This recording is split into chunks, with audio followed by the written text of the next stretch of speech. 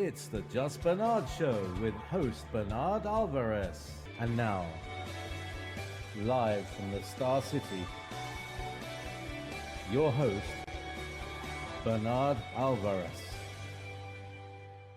Anyway, so welcome to today's Just Bernard Show. We are going to be talking about spiritual house cleansing. So, how many of you have had, well, how should we say, that bad vibes in your home? How many of you have perhaps been having nightmares that just keep coming over and over again, just out of nowhere, just maybe not for any particular reason? How many of you are getting visited by entities or shadows or whatnot at night and they're harassing you? How many of you might have ghosts? How many of you might be living in a place where a traumatic experience occurred? Well, today we are going to be talking about all of these things. And because it seems that, I don't know if it's Mercury retrograde, I don't want to blame it on any particular astrological event, but it is true that I've had over the past 3 weeks probably two people either writing me or calling for appointments, asking for house cleansing, coming over to do exorcisms on their home, people that are trying to get rid of negative entities that might be harassing them or causing them turmoil in their home. And it is with this motivation that I am going to be sharing with you the way that I handle these types of things within my own home. And if you live locally and you would want me to come do something like this in your house, this is what you would expect from me. Anyway, so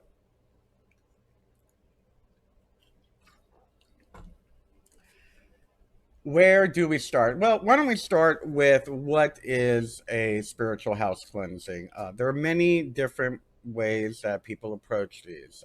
There are many different traditions, whether it be Native American, whether it be Santeria, whether it be Wicca, whether it be shamanic, whatever it is, there is always some form, even Catholicism and Christianity and Judaism have versions of spiritual house cleansing to remove these types of negative entities.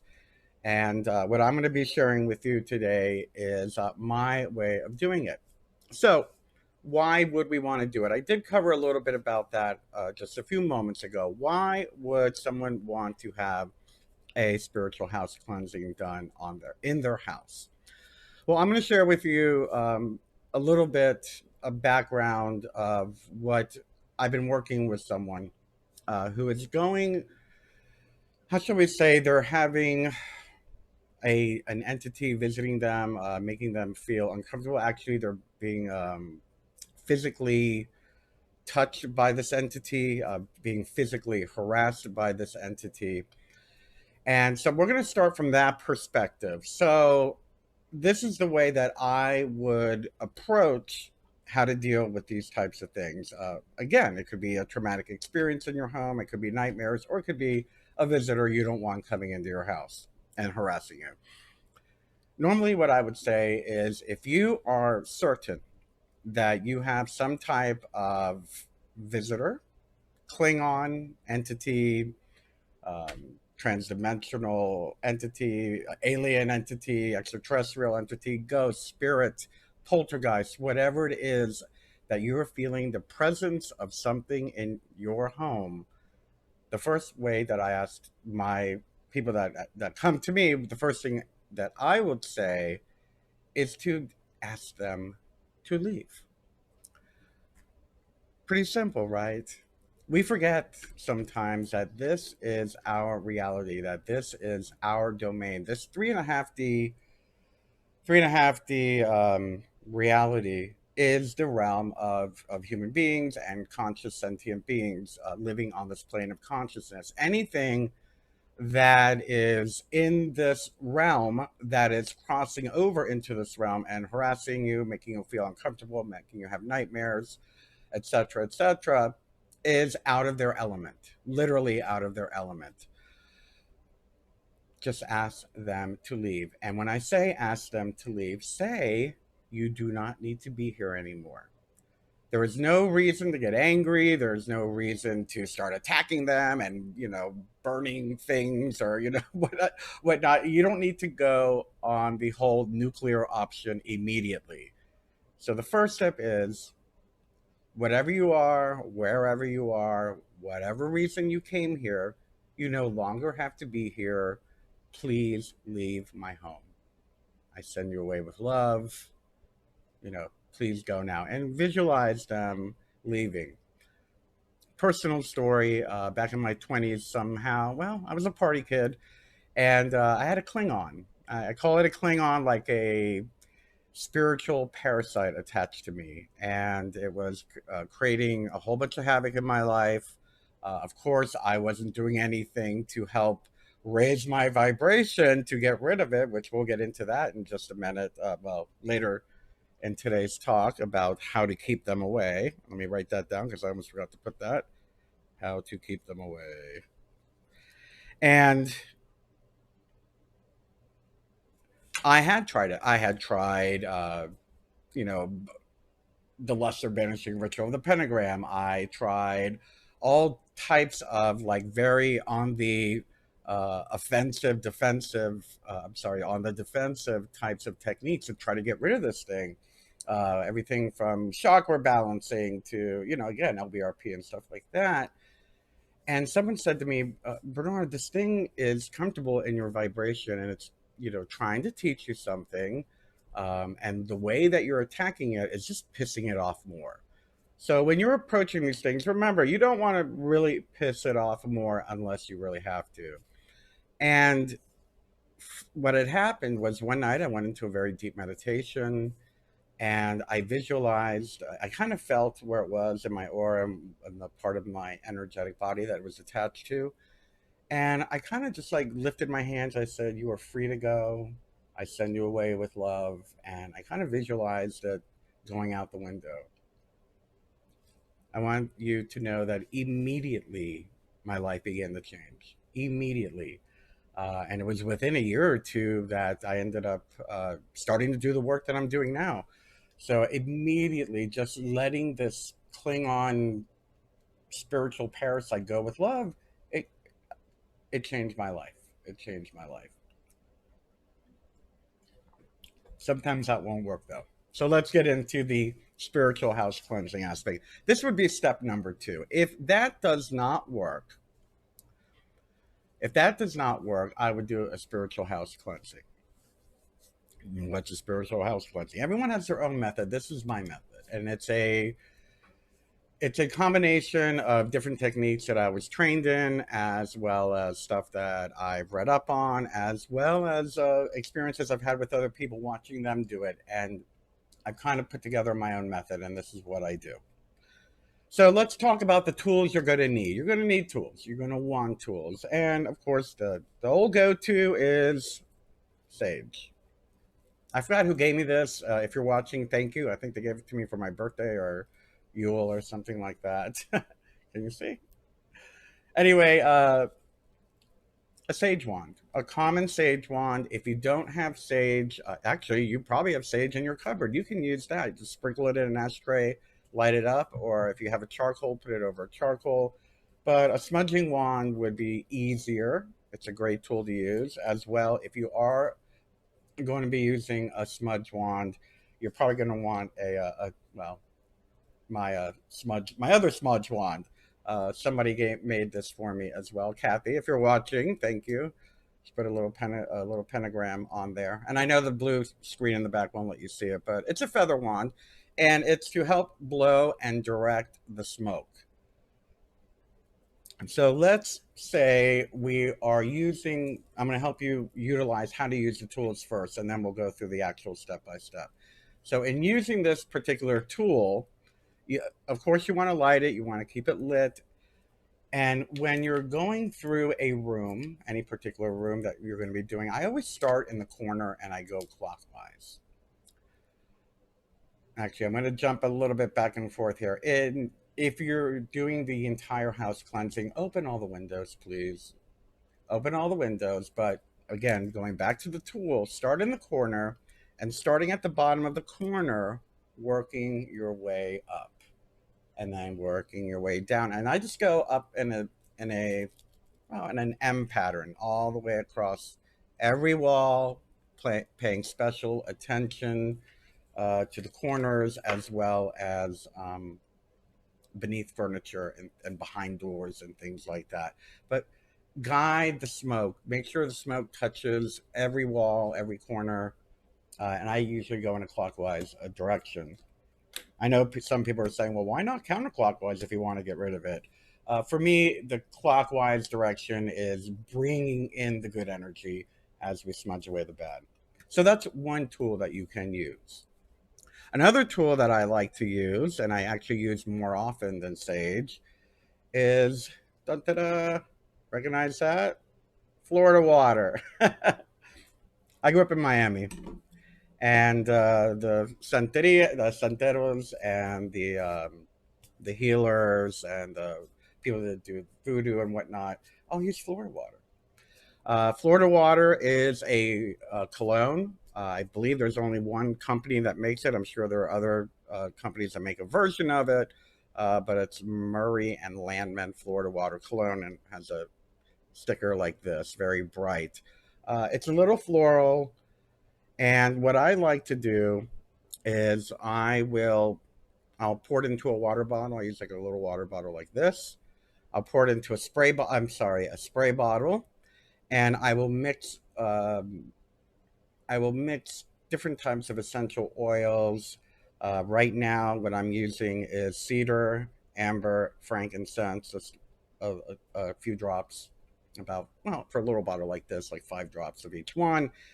And then I'll probably fill it up about 3/4 of the way.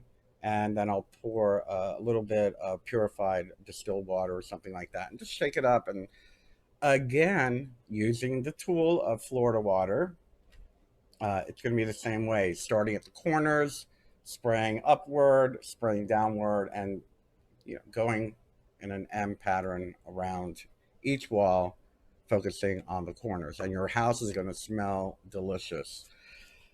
Now, another thing that you can do, and by the way, I want to do a shout out to Azure Windwalker, who's been on my program many, many times. And she was the one that gave me the idea because she makes this fantastic liquid smudge. But she does a fabulous ritual around it and puts specific crystals in it. And you can do that too if you want.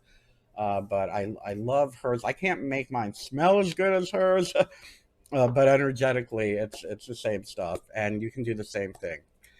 Now, again, utilizing a spray bottle.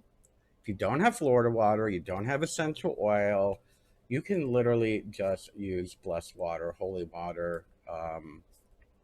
I would bless it myself. I prefer to bless things myself. Just get some distilled and or filtered clean water. If you have an atame, you can dip your atame in it and draw a couple pentagrams in there. Put a couple pinches of salt, and just put good energy into it. If you're a Reiki healer, you can just put your hands over, the bowl of water that you're mixing in the distilled water, the blessed water, and just kind of give the water energy, give it Reiki energy. You can put intentions into the water to cleanse or to remove or to heal, whatever it is. You can draw Reiki symbols over the water and push them into the bowl of water.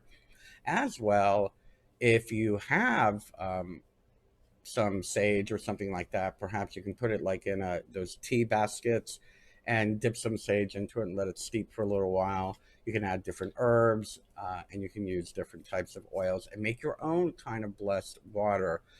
Look up I would Google the different meanings and different energies of the particular herbs that you're using or the oils that you're using. But you can easily make your own blessed water using a water spray bottle and just, again, misting all the walls underneath furniture and the like. Now, another version I use is sound. Now, for me, what I normally will do is, if I am doing it, I usually end with sound. So I will use a bell, and you can use a bell. Again, allowing the tone to go up and down the wall. Again, that whole M pattern of going up and back, chiming the bell, and visualizing the vibration of the bell moving in that particular, moving into the wall and removing any negative energy. And again, it brings in positive energy using this type of sound as well. There are different tones with different megahertz frequencies that you can look up and try to get find the right bell or frequency that you would like to use.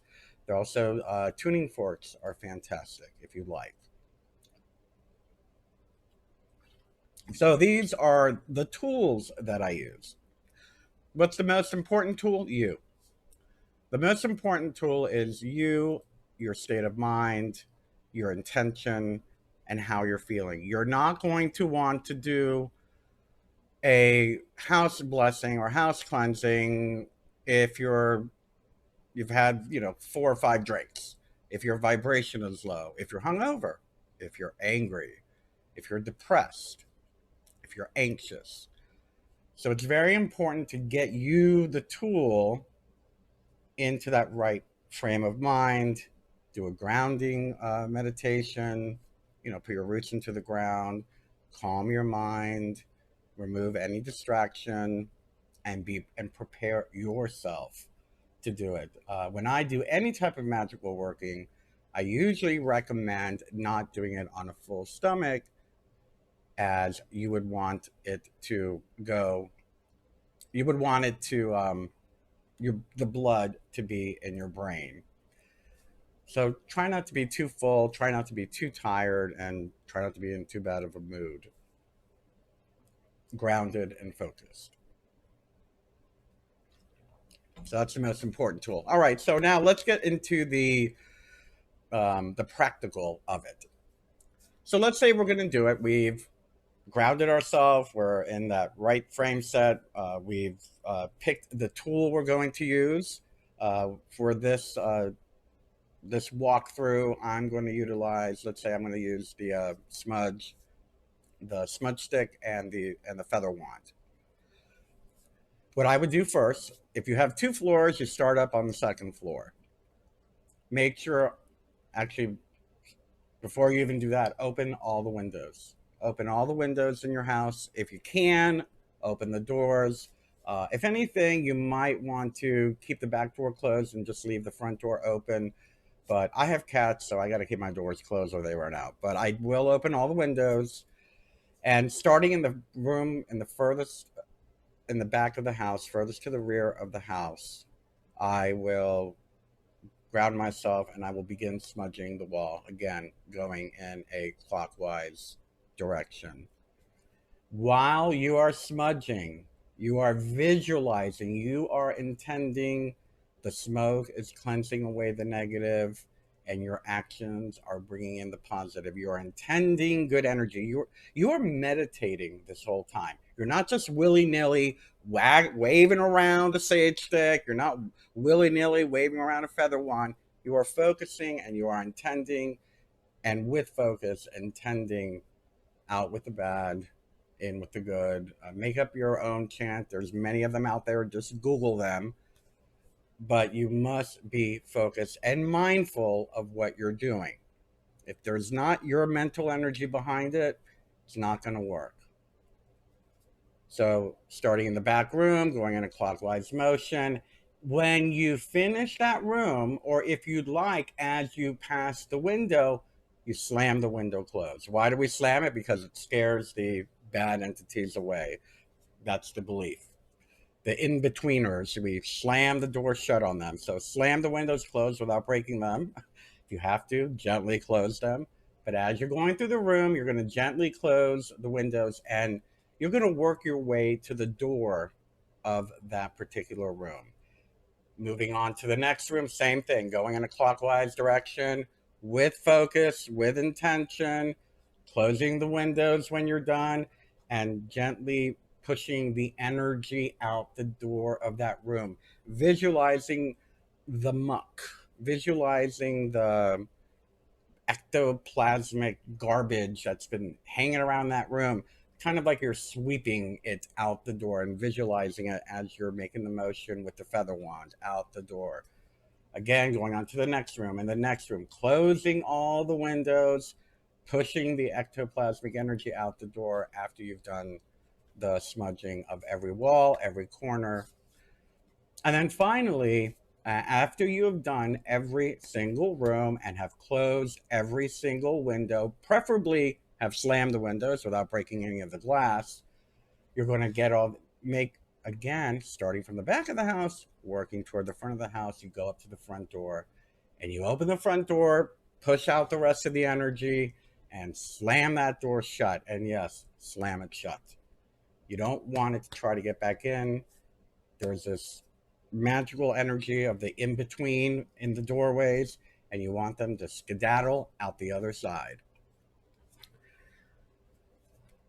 Now, oops, I hit the microphone. Now, what I usually do is I will go back with my bell and I will just ring the bell, just going along the perimeter of every room just to get that vibration and the frequency raised a little bit more. Okay. And that's it. That's really it.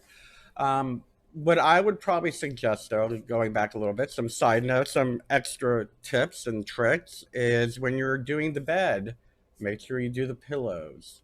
Make sure you go under the bed.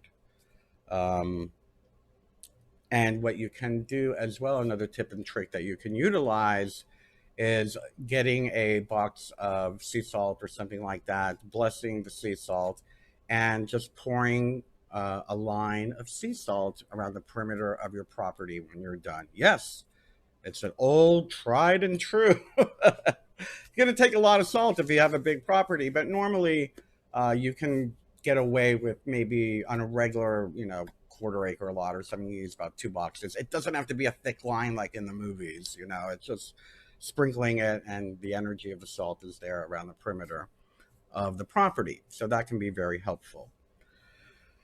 As well, you can also, if you'd like, one of the house cleaning and keeping tricks that I like to do on occasion is, again, with the blessed salt, put a cap full of blessed salt in your mop bucket. Now, be aware, if you are using it on wood floors, you're going to have to go back over it with something else and wipe up that salt. Make sure you don't put it on any surface that is corrosive. But a lot of times, if it's like tile or something, you can go ahead and use that. But I would probably go back over it with a clean water wash. But using that salt there as you're mopping as well is very helpful in cleansing the home. And then, well, two more things. I was going to say last but not least, but this isn't last. As well, what you can do, and this is more of a, now that I've cleansed my house, I don't want any more garbage coming back into it, is a witch's bottle. And I think we've talked about the witch's bottle before. I'm not going to go into the whole 1, 2, 3, 4, 5 of actually step by step creating one. Please Google it. I believe I talked about it in Ritual Magic video a few weeks ago.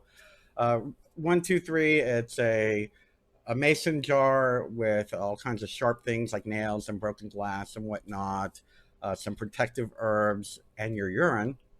And you seal it, you put some wax around the rim, and you bury it in the corner of your yard. It's kind of a defensive technique to keep away negative entities or keep away anything that wants to harm or harass you. And then, now this is the last but not least. Find out how it got in there in the first place.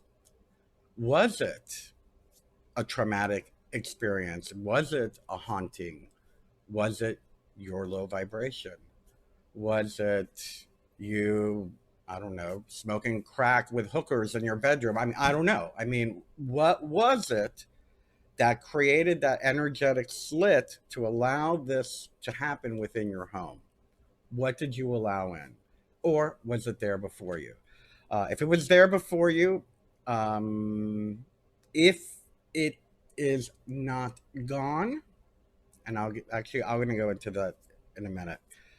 But I do feel it's important to look at ourselves. What did we do? Is this something that I brought in? Is it me being low vibration? Is it me being abusive verbally or physically or emotionally abusive to myself or to my friends and my family, my roommates, my neighbors? What was it? So don't lower your vibration again to let that garbage back in. And don't let low vibration people hang out in your house where traumatic things might happen. So, in the end, it's your responsibility to keep these things at bay. Now, yeah, life happens, things slip in, you can always cleanse again. So, now let's say this didn't work. Let's say maybe it was something that happened before you moved in. When I moved into the first house here in Roanoke, here we are in the South, Civil War battleground area here. A paranormal investigator friend of mine, first time she walks into my house, she looks into the corner and she's like, Bernard, there's a black man getting strangled in the corner. I'm like, oh, Jesus. So I don't know what happened. I'm like, how long ago? She's like, oh, no, it's in the 1800s or something. I'm like, okay, I lived in a 130-year-old house. I live in a 100-year-old house now. So there is history with property. There is history with homes. So maybe you're going to need to do this a couple times. Am I worked the first time? Always with the intention it's done. So mote it be. But sometimes it is something that is in the DNA of the property. If that's the case, I would then move on to the nuclear aspect. Now, a lot of people might disagree with me on this, but the lesser banishing ritual of the pentagram to me is the nuclear option.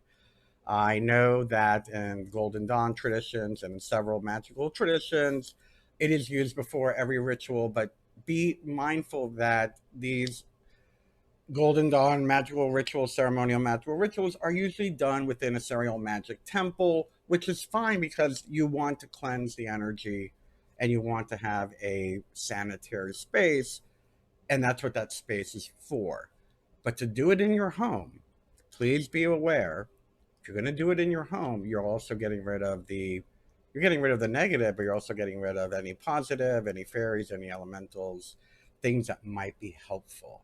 So for me, this is the Clorox bleach version of sanitizing your entire home and your property. I'm not going to teach you the LBRP today.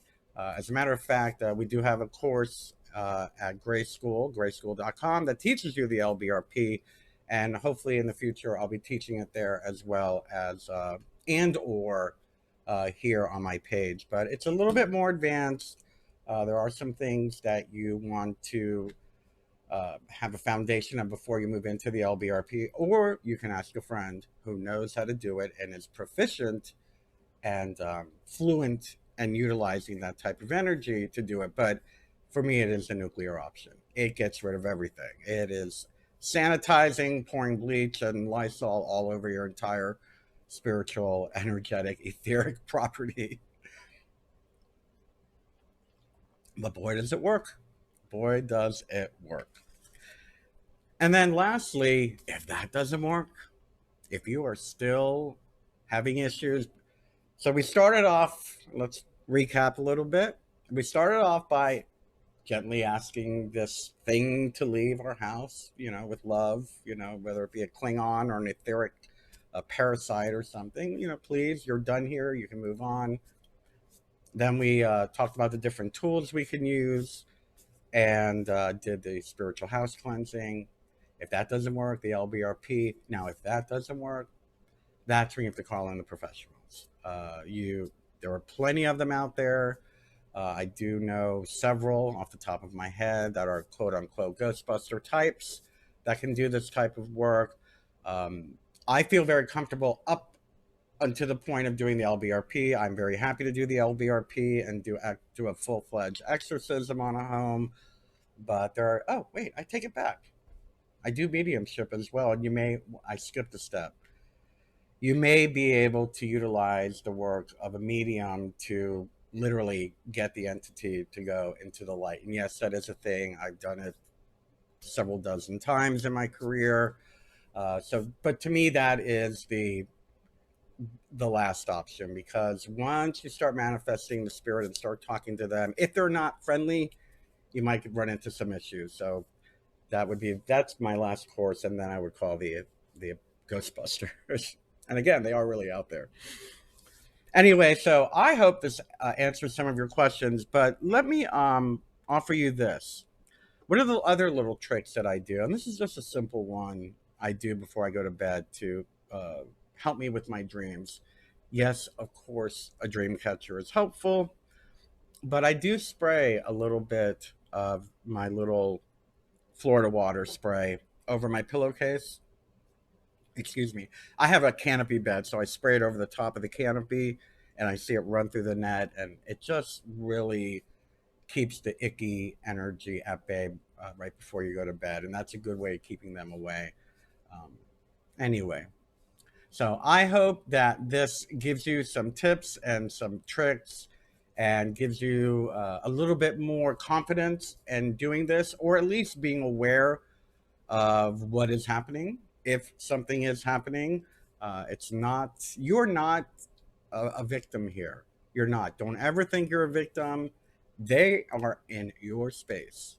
They're in your space. And you know what? If you have a friendly one and you want to let it hang out and live there with you, that's fine. But if they're harassing you and they're giving you nightmares and making your life unbearable, um, it's your space and you have the right to cleanse it as you see fit. Anyway, so next week, I'm not sure. Again, I'll be inspired. We'll see what we're going to talk about next week. I do want to remind everybody that if you are here in Roanoke, maybe I will talk about the Tarot. If you are here in Roanoke, at the end of March, it'll be the last Saturday in March, I will be teaching the Knowing the Tarot Masterclass at the Roanoke Diversity Center. It's a Saturday night. I believe the tickets are $30 with proceeds going to the Roanoke Diversity Center. It's going to be about a 3 to 4 hour masterclass. And I'm basically going to teach you everything I know about Tarot, how I got to know it, how I was trained, and give you those tools. It's not going to be one of those, this card means this and this card. No, you have a book or you have the internet to learn the meaning of the cards. I'm going to teach you how to get to know the cards and how to let them be a tool that you can use and how to utilize them as a tool. Anyway, what else is new? Oh, please, by all means, I know that it's advertised all the time on my channel, but if you can, please become a patron at patreon.com/Bernard Alvarez. Again, all us YouTube creators are being hit really hard with the revenue share. Again, my revenue has gone down 50% from YouTube just in the last 2 months, even though my numbers are going up. I don't get it, but they did some new thing with this new kids only programming, and the advertisers want kids only, and we're not kids only. So, or kid friendly. Anyway, so please, if you can, it's only $2 a month to become a patron. You do get a copy of my book as well very soon. Unfortunately, due to this, I will be doing featured, I'm sorry, is it featured? Yeah, featured classes and premium classes and whatnot. So a lot of this material is going to go away. I'm glad you're seeing it live now, but a lot of the archives are going to become premium only just to cover the costs. Anyway, I'm happy to do what I'm doing. I love what I'm doing, and I love you. Thank you so much for watching today. I will see you next week. Bye-bye.